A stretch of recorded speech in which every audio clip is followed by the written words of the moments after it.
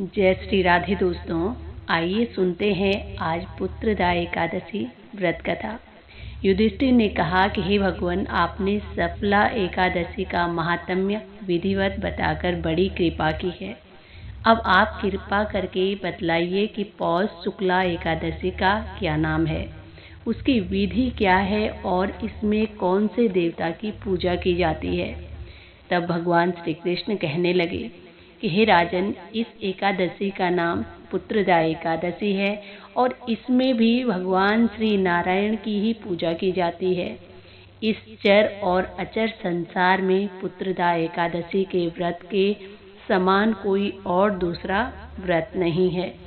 इसके पुण्य से मनुष्य तपस्वी, विद्वान और लक्ष्मीवान होता है। इसकी मैं तुम्हें कथा सुनाता हूँ, तुम एकाग्रचित होकर सुनो। भद्रावती नामक नगरी में सुकेतुमान नाम का एक राजा राज्य करता था। उसकी कोई संतान नहीं थी। उसकी पत्नी का नाम सैव्या था और निसंतान होने के कारण वो भी सदैव चिंतित रहती थी। राजा के पितृ भी रो रो कर पिंड लिया करते थे और सोचा करते थे कि इसके बाद हमको कौन पिंडदान करेगा। राजा को भाई बांधव, धन, हाथी, घोड़े, राज्य और मंत्री, इन सब में से किसी चीज से भी संतोष नहीं होता था। इसका एकमात्र कारण था कि पुत्र का न होना। वो सदैव ही विचार किया करता था कि मेरे मरने के बाद मुझको कौन पिंडदान करेगा। बिना पुत्र के पितरों और देवताओं का ऋण मैं कैसे चुका सकूंगा।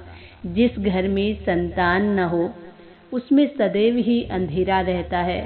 इसीलिए मुझे संतान की उत्पत्ति के लिए प्रयत्न करना चाहिए। जिस मनुष्य ने संतान का मुख देखा है वो धन्य है। उसको इस लोक में यश और परलोक में शांति मिलती है। उसके दोनों लोक सुधर जाते हैं। इस प्रकार राजा सोचने लगा। पूर्व जन्म के कर्म से ही इस जन्म में संतान, धन आदि की प्राप्ति होती है। राजा इस प्रकार की चिंता में दिन रात डूबा रहता था। एक समय राजा ने अपने शरीर को त्यागने का विचार किया, लेकिन आत्मघात को महान पाप समझकर उसने ऐसा नहीं किया। एक दिन राजा ऐसा विचार करते हुए अपने घोड़े पर चढ़कर जंगल की तरफ चला गया और पक्षियों व वृक्षों को देखने लगा। उसने देखा कि जंगल में मृग, व्याघ्र, सुअर, सिंह, बंदर, सर्प आदि सब भ्रमण कर रहे थे। हाथी अपने बच्चों और हथनियों के बीच में घूम रहा है।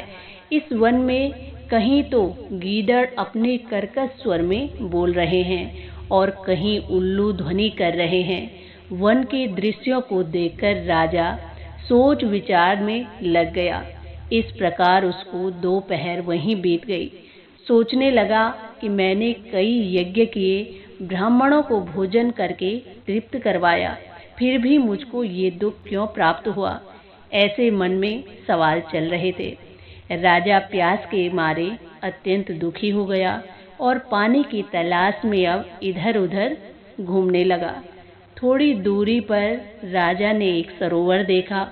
उस सरोवर में कमल खिल रहे थे और वहां पर सारस, हंस, मगरमच्छ आदि विहार कर रहे थे। उस सरोवर के चारों तरफ मुनियों के आश्रम बने हुए थे और उस समय राजा के दाहिने अंग फड़कने लगे और राजा ने शुभ संकेत समझकर घोड़े से उतरकर मुनियों को दंडवत प्रणाम किया। उनके सामने बैठ गया। राजा को देखकर मुनियों ने कहा कि हे राजन, हम तुमसे अत्यंत प्रसन्न हैं। तुम्हारी क्या इच्छा है सो कहो।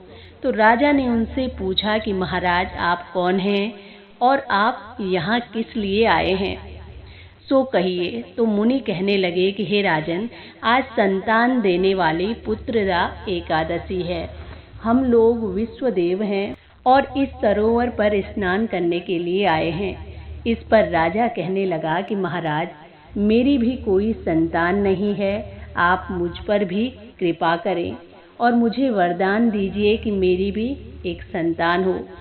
तब मुनि कहने लगे कि हे राजन, आज पुत्रदा एकादशी है, आप इसका व्रत करें और भगवान की कृपा से अवश्य ही आपके पुत्र होगा।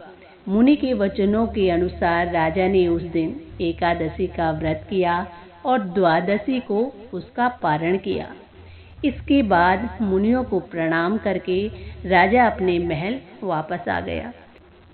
और अब कुछ समय के बाद राजा का एक पुत्र हुआ। वो राजकुमार अत्यंत सूरवीर, धनवान, यशस्वी और प्रजापालक हुआ। भगवान श्री कृष्ण कहने लगे कि हे राजन, पुत्र की प्राप्ति के लिए पुत्रदा एकादशी का व्रत करना चाहिए।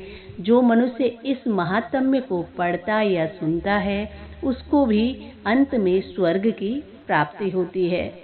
तो दोस्तों, ये थी आज की एकादशी व्रत कथा। भगवान की सब पर कृपा बनी रहे, सब स्वस्थ रहें और अपने अपने कार्यों में व्यस्त रहें। दोस्तों, ये थी आज की कहानी। इसी के साथ जय श्री राधे, जय श्री कृष्णा।